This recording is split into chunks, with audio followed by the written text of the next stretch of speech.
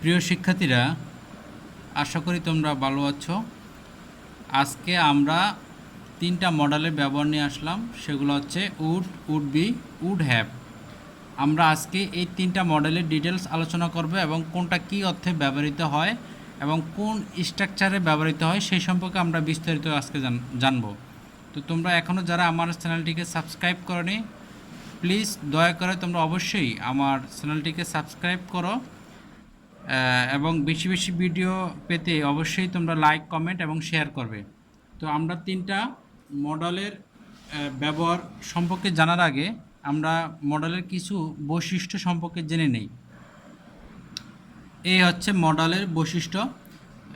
এই বৈশিষ্ট্যগুলো আমাদের যখন আমরা মডেল ব্যবহার করব তো অবশ্যই এই বৈশিষ্ট্যগুলো আমরা মেনটেন করে চলব। তো মডেলের প্রথম বৈশিষ্ট্য হচ্ছে মডাল ভার্বের শেষে এস অথবা ইএস যুক্ত হয় না। মডাল ভার্বগুলোকে নেগেটিভ বা ইন্টারোগেটিভ করতে হলে তাদের সাথে কোনো অক্সিলারি ভার্ব যোগ করতে হয় না।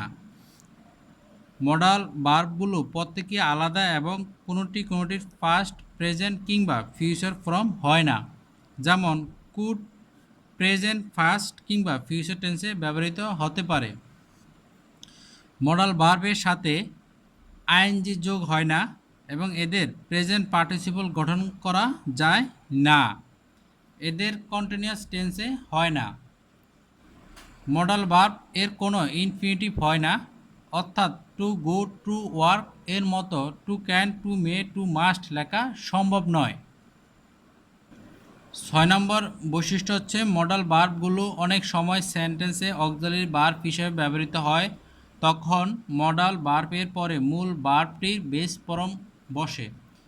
অর্থাৎ যদি কোনো সেন্টেন্সে মডাল অক্সিলারি ভার্ব হিসেবে ব্যবহৃত হয়, তারপরে যে ভার্ব বসে তার অবশ্যই প্রেজেন্ট ফর্ম অর্থাৎ বেস ফর্ম ব্যবহৃত হয়।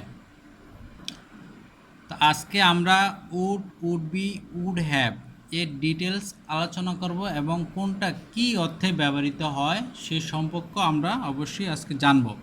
তো প্রথমত আমরা আজকে উড এর ব্যবহার জানব। উড হবে অর্থে ব্যবহৃত হয়। কোনো বাংলা বাক্যে হবে অর্থে উড ব্যবহৃত হয়। আমি আবার একটু ক্লিয়ার করছি, কাউকে কোনো বিষয়ে অনুরোধ করা অর্থে ব্যবহার হয়। কাউকে কোনো বিষয়ে অনুরোধ করা অর্থে ব্যবহার হয়। এটা উড যখন বাংলা বাক্যে ব্যবহৃত হবে, এর ইংলিশ স্ট্রাকচারটা কীরকম হবে? Would plus subject plus principal verb plus other word, অর্থাৎ ও ডাব্লু, আদার ওয়ার্ড। এই উডটা সাধারণত ইন্টারোগেটিভ বাক্যে বেশি ব্যবহৃত হয়। ঠিক আছে? আপনি কি চা খাবেন? Would you have a cup of tea? এখানে যে উড আছে, উডের পর একটা সাবজেক্ট থাকবে, তারপরে ভার্ব থাকবে, ভার্বের প্রেজেন্ট ফর্ম থাকবে, তারপর অন্য ওয়ার্ড থাকবে। এখানে হ্যাভ হচ্ছে কি মেইন ভার্ব। হ্যাভ এখানে অর্থ হচ্ছে খাওয়া। খাওয়া অর্থে এই বাক্যে ব্যবহৃত হয়েছে। তো আমরা কি দেখলাম?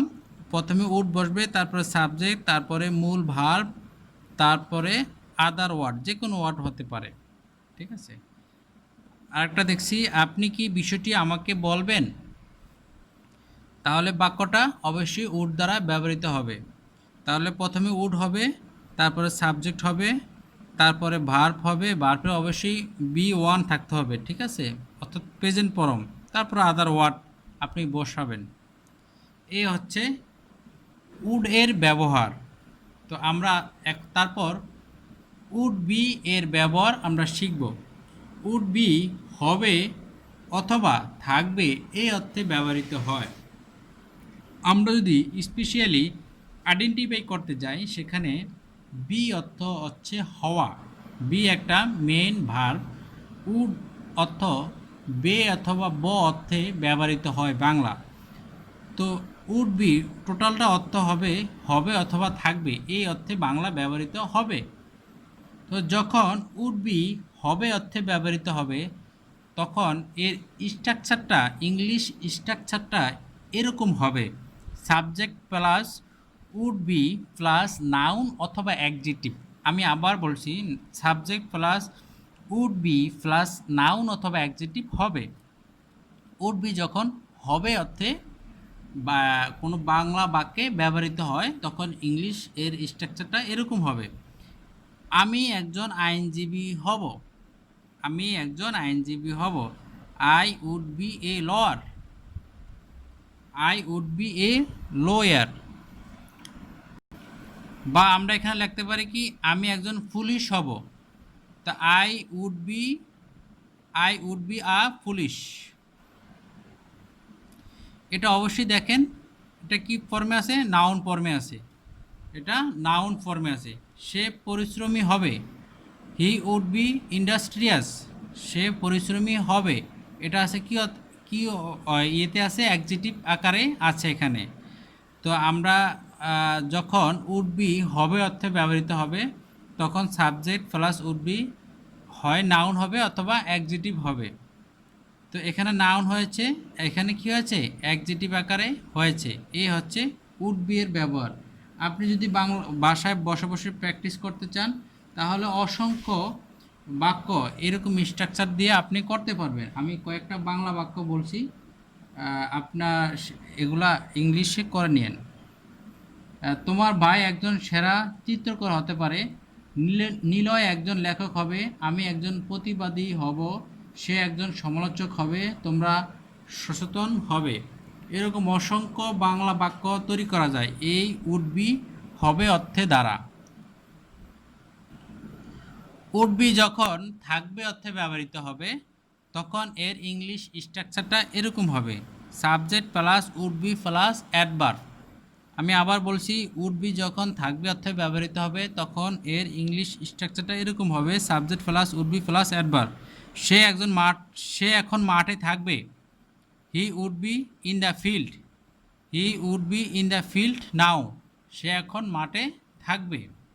এই মোটামুটি উড বি এর ব্যবহার চলে গেল। এখন আমরা আসব উড হ্যাভের ব্যবহার। উড হ্যাভ থাকবে অর্থে ব্যবহৃত হয়।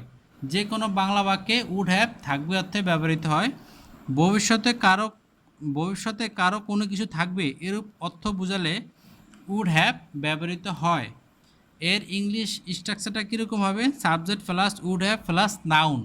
আমি আবার বলছি, subject plus would have plus noun, এই অর্থে উড হ্যাভ ব্যবহৃত হবে। তোমার এই সুন্দর বাগানটি থাকবে। তোমার এই সুন্দর বাগানটি থাকবে। You would have this beautiful garden. তোমার এই সুন্দর বাগানটি থাকবে। তোমার একটি সুন্দর বউ অথবা স্বামী থাকবে। তুমি যদি কি হও, ছেলে হও তোমার বউ থাকবে, আর মেয়ে হলে তোমার কি থাকবে? স্বামী থাকবে আর কি। তাহলে ইংলিশ স্ট্রাকচারটা কীরকম হবে? You would have a nice অথবা beautiful wife or husband. You would have a nice wife অথবা কি হাজব্যান্ড। আমাদের একটি সুন্দর বাড়ি থাকবে। You would have a beautiful house. We would have a beautiful house. ঠিক আছে, আমাদের একটি সুন্দর বাড়ি থাকবে। এরকম অসংখ্য বাংলা বাক্য তৈরি করা সম্ভব শুধুমাত্র একটি স্ট্রাকচার দিয়ে। আমি উড হ্যাভের কিছু বাংলা বাক্য বলছি, তোমরা এগুলা হ্যান্ডরাইটিং করবে। যেমন, আমার একটি সুন্দর স্বপ্ন থাকবে। স্বপ্নে সুন্দর এক পৃথিবী থাকবে। তোমার একটি মানুষের হৃদয় থাকবে। প্রত্যেক মানুষের সুন্দর একটি মন থাকবে। তো এই হলো উড হ্যাভের ব্যবহার এবং এই উড হ্যাভের মাধ্যমে আমরা অনেক ইংলিশ হ্যান্ডরাইটিং তৈরি করতে পারবো। তো তোমরা যারা শেষ পর্যন্ত ভিডিওটি দেখেছো তোমাদেরকে অসংখ্য ধন্যবাদ এবং আমার চ্যানেলটিকে অবশ্যই সাবস্ক্রাইব করবা এবং নতুন নতুন ভিডিও পেতে লাইক, কমেন্ট, শেয়ার করবা। আমি প্রতিটা মডেলের ডিটেলস আলোচনা করব এবং তোমরা যদি প্রতিটা ভিডিও দেখো আমি আশা করি তোমাদের মডেলের কোনো সমস্যা আর থাকবে না। মডেল নিয়ে, অর্থাৎ কোনো প্রকার মডেল নিয়ে আর কোনো সমস্যা থাকবে না। আল্লাহ হাফেজ।